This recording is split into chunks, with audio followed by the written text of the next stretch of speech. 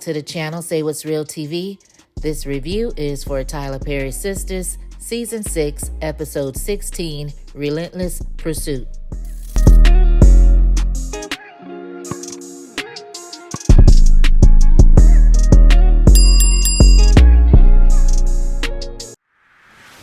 So we open up the episode where we left off with Heather trying to get the police officer to arrest Zach for taking Michael.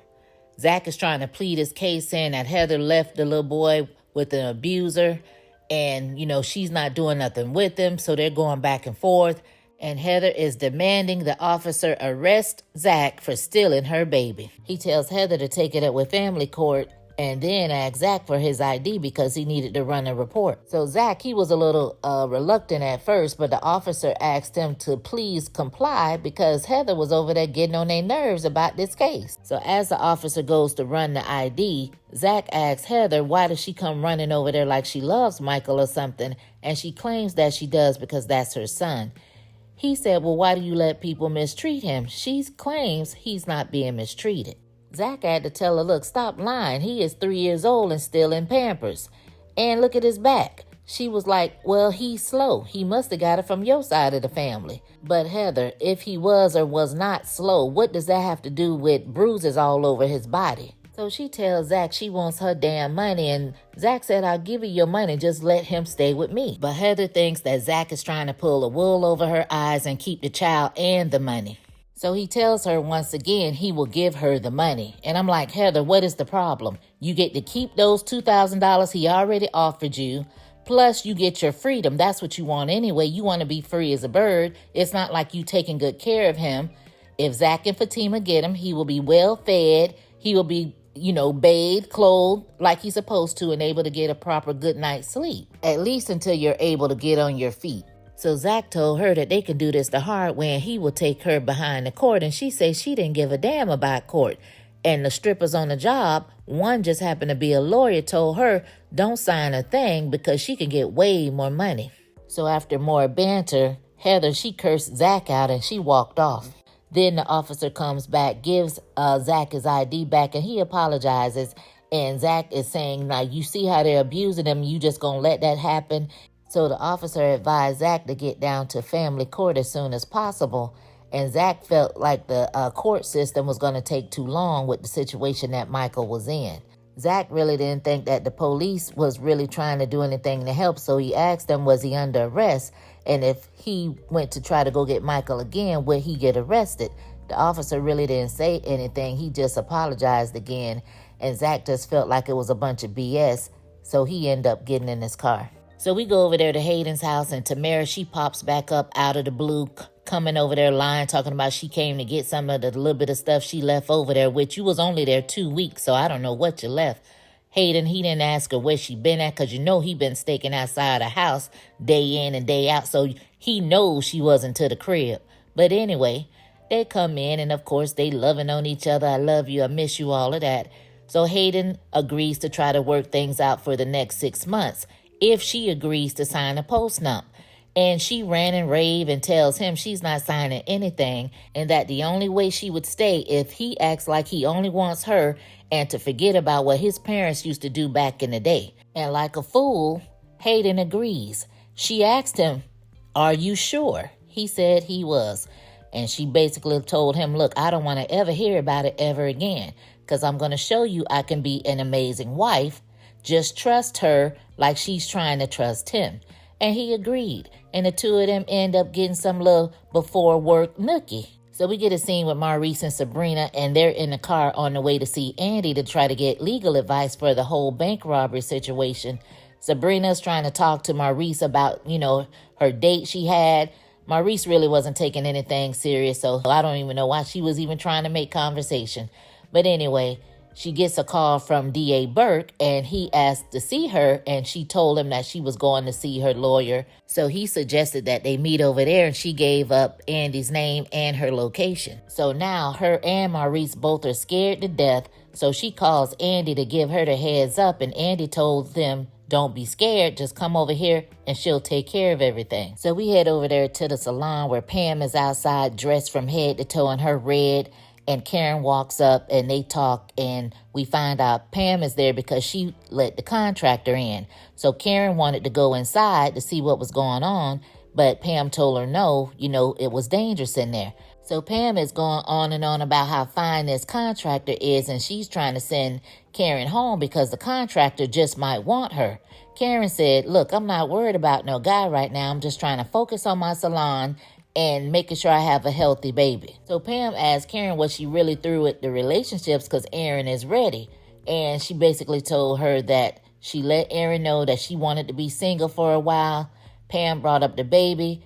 Karen told her, look, this is Zach's baby, and she is 100% positive. And I was like, are we now? So then the contractor, he comes out. His name is Brian, being played by Jason Weaver. So she's like, well, how is it? He says it's not that bad. But then he goes and rambles off this whole list of things saying that it's cosmetic, but says she needs to replace the electrical wiring, replace all the floors, replace all the insulation, replace all the equipment, and then has to be cleaned out from all the asbestos that's in there, but it ain't that bad. Man, please, I would find me a brand new building somewhere totally different, start fresh, new beginnings. After all that done went down in that salon, hey, the burning probably was a blessing in disguise. No, ma'am.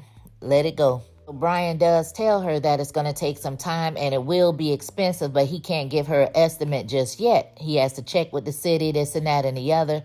He told her he does know someone that can clean up the asbestos and he'll get back with her with that bid. So Pam tells Brian that he can call her. So Karen took it upon herself to let it be known that Pam liked him and he was flattered or whatever. So Pam was like, I really think you're handsome.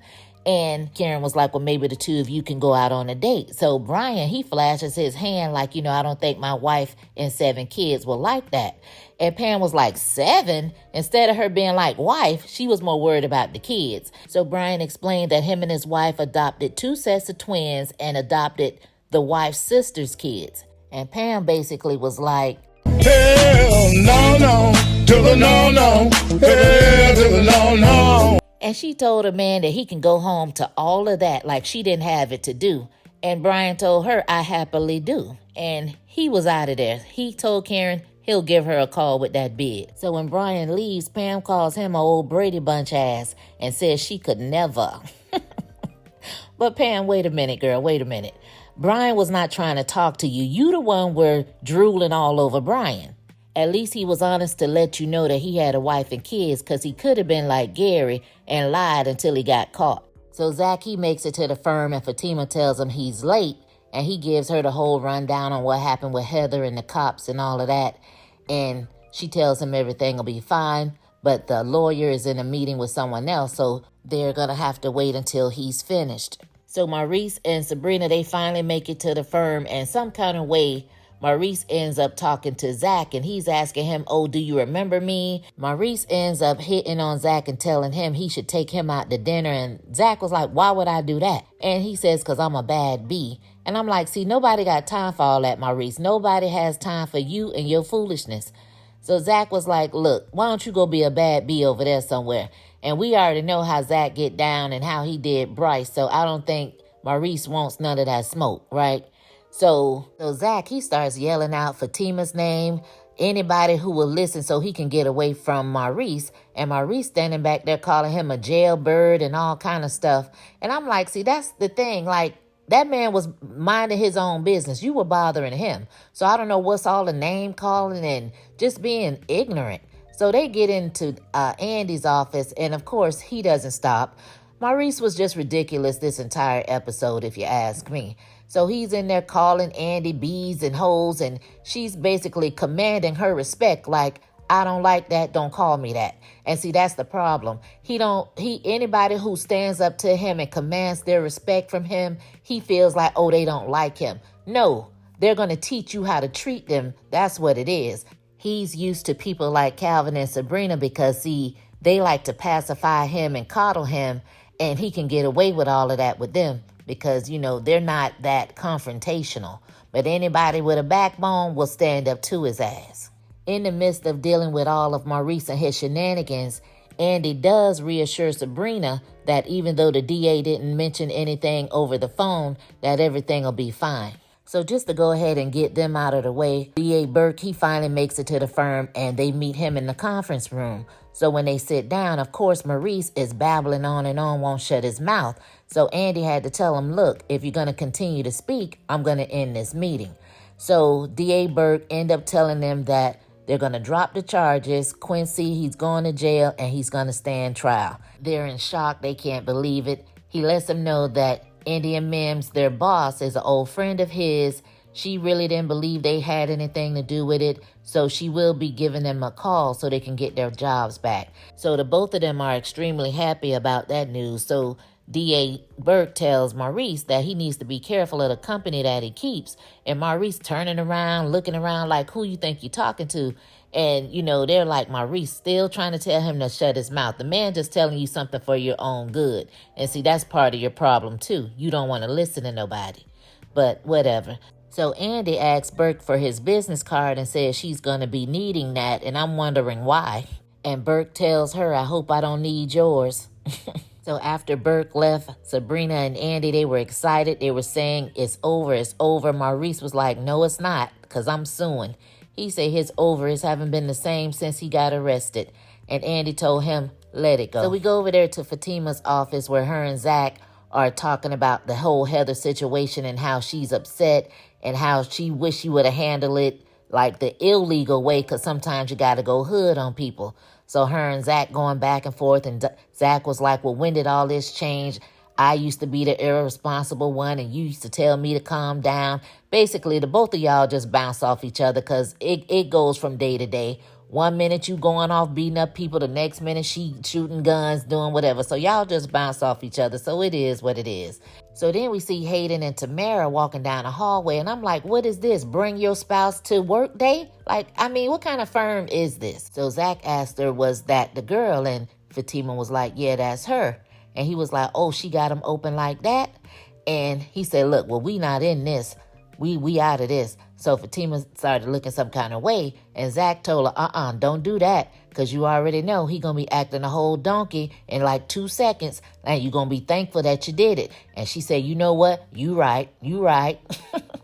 So then Zach has the audacity to ask Fatima, is that what she does all day long, insinuating she wasn't doing a damn thing, but yet and still comes home every day throwing her purse down like she just tired and worn out. So he says he was just playing. So Fatima says, well, speaking of work, when you going back? Because you haven't been to work in a while.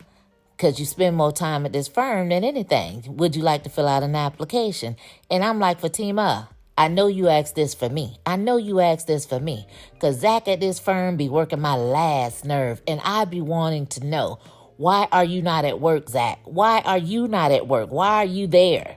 Of course, we don't get an answer from Zach, but he tells Fatima that keeping her out of trouble is a full-time job. So we go over there to the airport. We see Tony. He's on his phone. Danny, she's backing in, bumping her music. So she gets out and he recognizes that a car is new. And she tells him that she had a car accident. So they start talking and they go back and forth about Jordan calling Andy. And he says that Jordan has no game and that he'll get him to call her. And I'm like, why is that a thing? Why are y'all making it a big deal about Jordan calling Andy as if it's been days since she's seen him? Did we not see in last week's episode when Andy got to work, she had flowers waiting on her after this bus ride date from Jordan? So why does he have to call her first thing in the morning? That's not her man. Plus, there's a whole date set up later on that night at his house for the barbecue. And Danny, I know you did not leave your house 2 hours early, left your man in the house, didn't even want to eat his food or barely wanted to give him a kiss, to go stand up in the parking lot to talk about Jordan and Andy. So Tony asked Danny, did she get his text last night, and that he put it in code just in case Preston saw it. So Danny told him he didn't need to do all of that. So he just let her know that he trying to shoot his shot. Basically, he likes her. He knows that she likes him. They had this little playful banter where they were talking about going to do something in the van. And he just admitted he really did like her. He was looking forward to seeing her later on that night at Jordan's house. So she ended up asking him, do they have another friend? I guess she was trying to get Karen hooked up with somebody. And he said they were fresh out of Incredible Men. So he tells her, you just let me know when you leave Preston. And baby, Preston said, "What about me?" And me and Danny both were like, and the episode ended there. Ooh, child, what do you guys think Preston is going to do? But what I want to know is, what made Preston go to the airport? Did Danny leave the house in such a rush that she forgot something and he decided to take it to her? Or did he have some type of intuition that something wasn't right? Drop down in the comments and let me know what you guys think. As always, you guys, thanks for all the support. Thanks for watching. Thanks for listening. And I'll catch you on the next one. Peace.